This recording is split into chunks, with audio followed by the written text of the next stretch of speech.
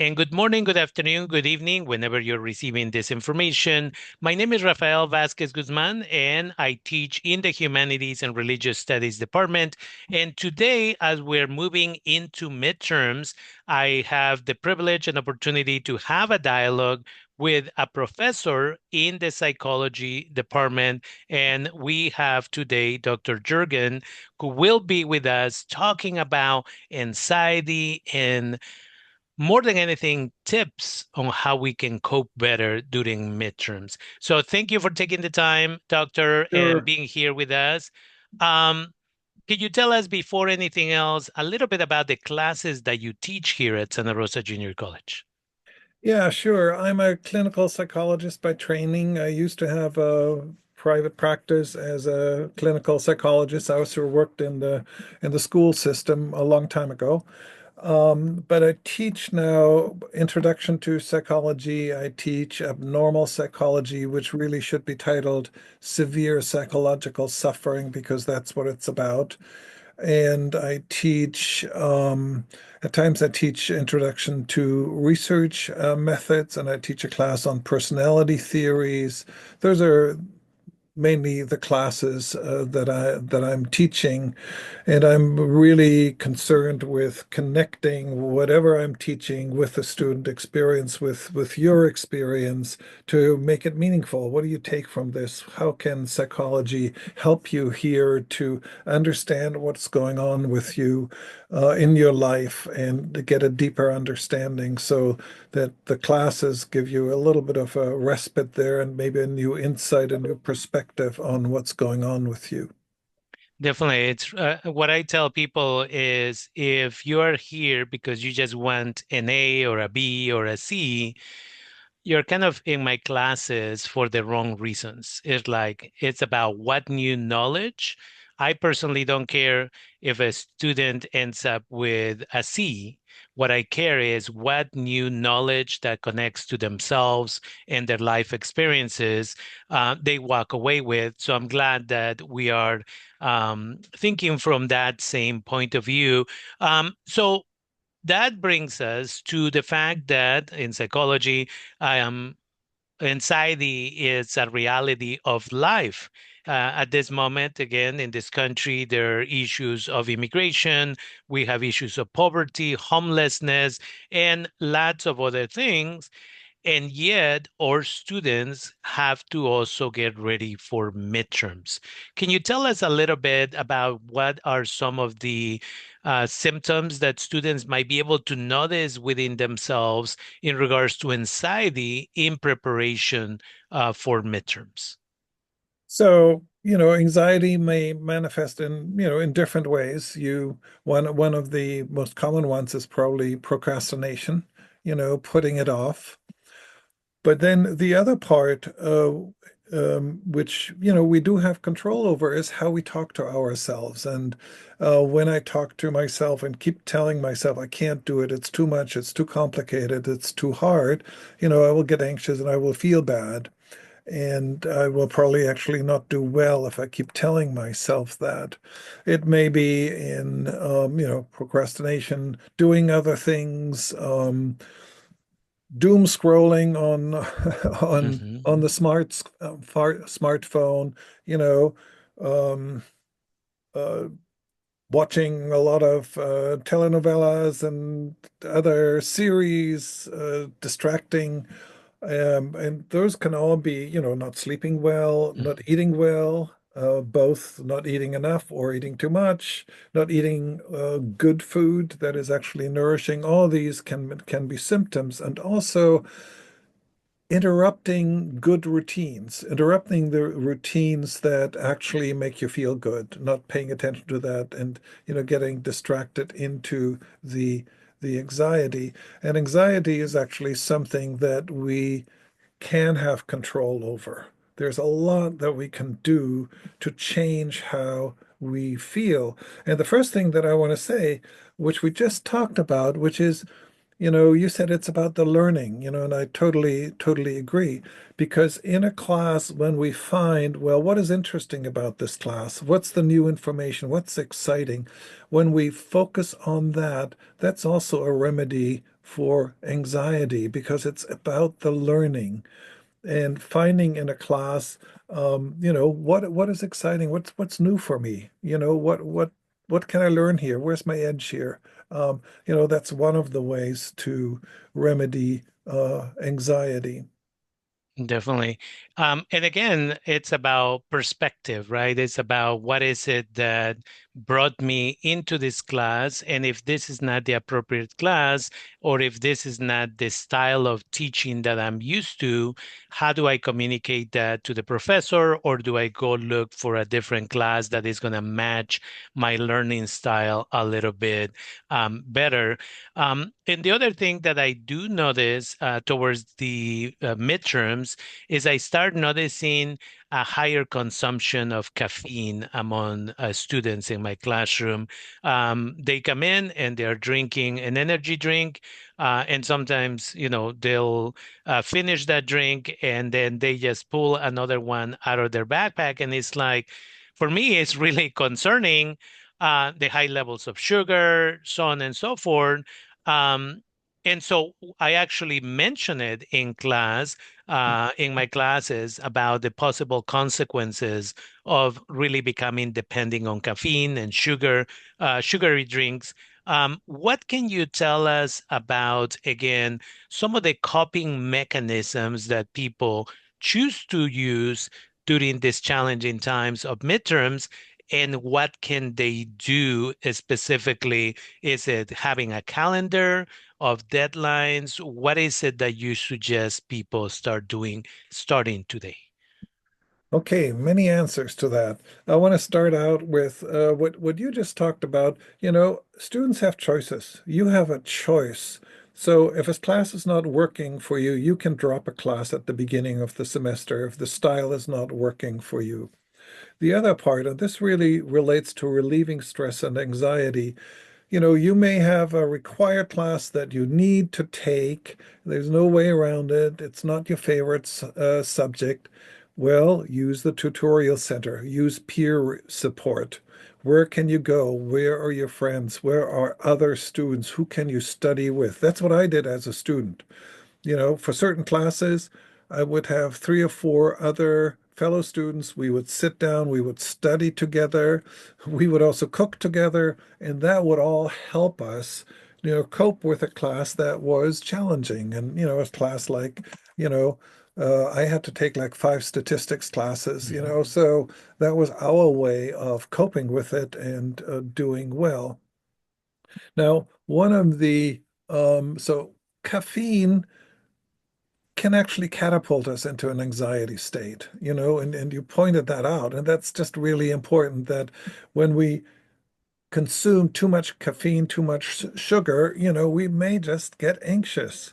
And Mhm. so to monitor that is really, really important. And I'm glad that you are mentioning that. In a sense, the first order of business is not to stop the good habits that you have. When we get under stress, one of the first things that for a lot of people that goes is, oh, I don't have the time to work out. Oh, I don't have the time to visit with friends. I have to.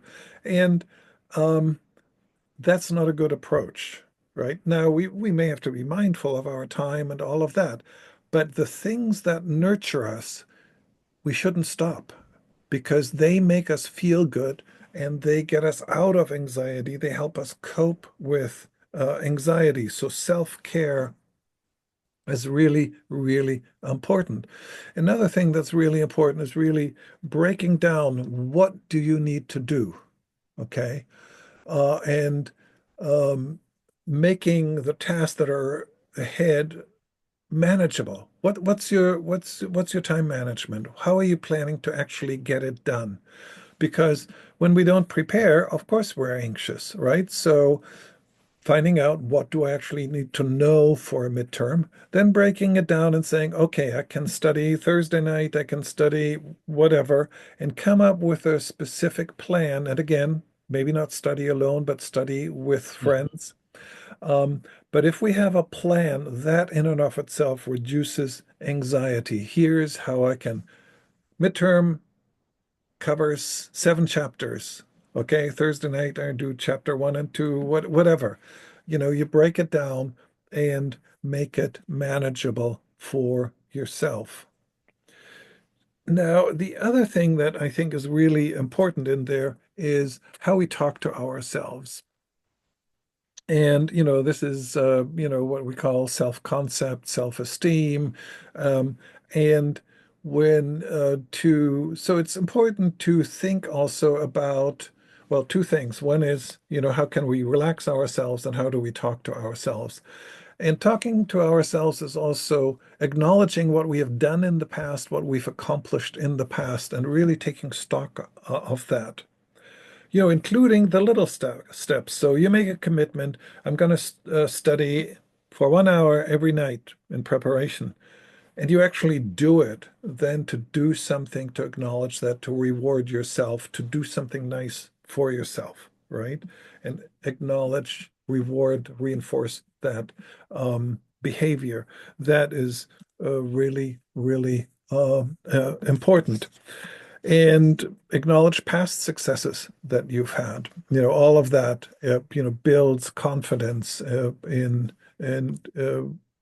succeeding in being there. The other thing is, when you when you work out, when you do, like Raphael, you have this beautiful tree behind yourself Mhm. here, right? When you pay attention to the beauty that is around you, that's relaxing, and just taking those minutes. When I was completing my dissertation, I was under incredible time pressure because at the end of that, I had to move and I had a very limited amount of time. And I came up with a very strict program, but it included just that, smelling the flowers, looking out at the blue sky, you know, I had to take care of myself. And that's what we need to do when we prepare for midterms. We have to um, really take care of ourselves. That could be we study, we take a bath, we make Mhm. ourselves feel good, we go for a walk. You study for an hour, you go for a walk around the block, then you study another hour, right? Nobody can study without break for 3 hours. It's Mhm. not realistic. So we need to break it down and be realistic with what we can do. And also, if we can at all, ensure that we are in an environment where studying is supported, you know, like be in the library where it's Mhm. quiet. Some of us study better in a coffee shop, okay? Whatever works for us, and we all need to find that out. So I very often say the most important thing as a student is first to learn how you learn best. What's Mhm. the best way for you to learn? You study alone, you study with others, you study in the library, you study at home, whatever it is, right? Figuring that out is so important. So these are, some of the points that come to mind.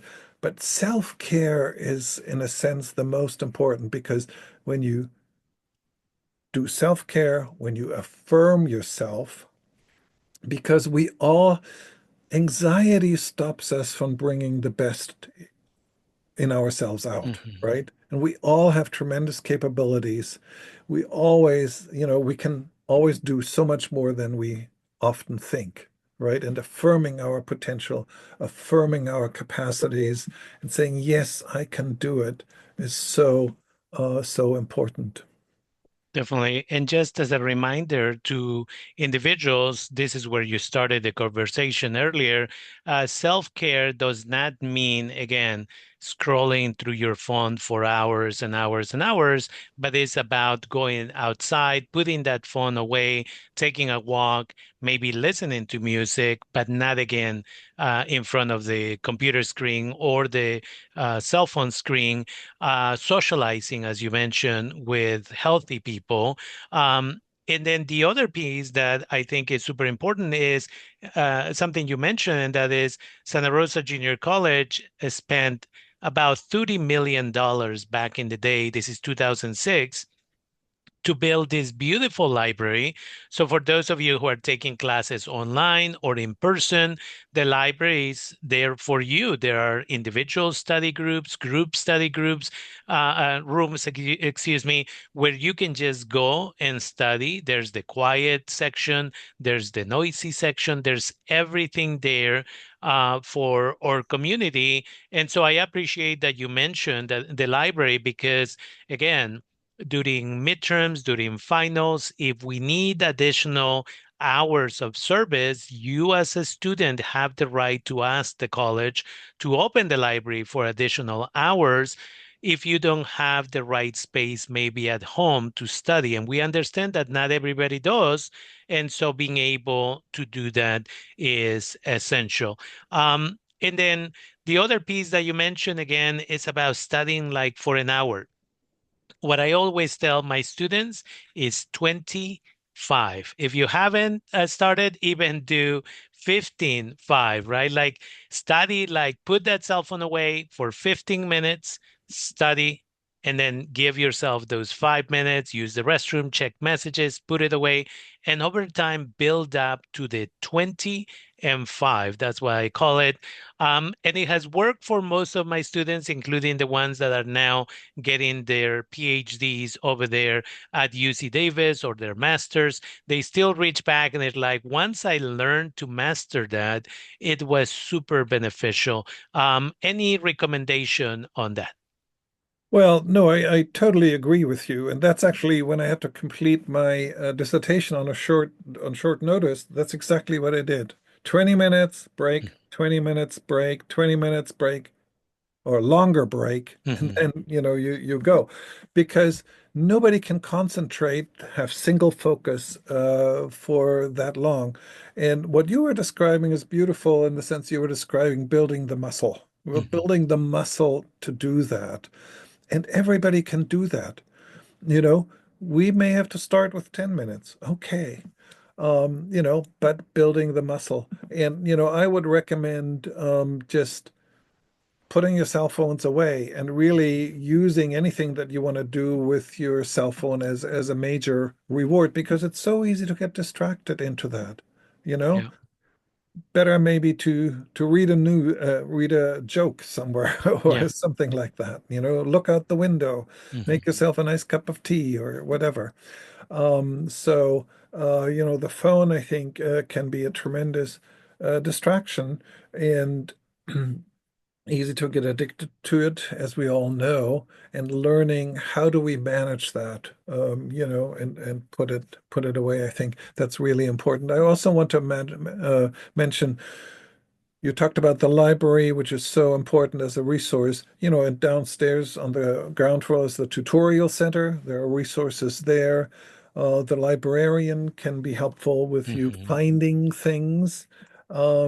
And, it's an environment that is conducive to learning. You will see many other people doing the same thing, modeling what you are trying to do.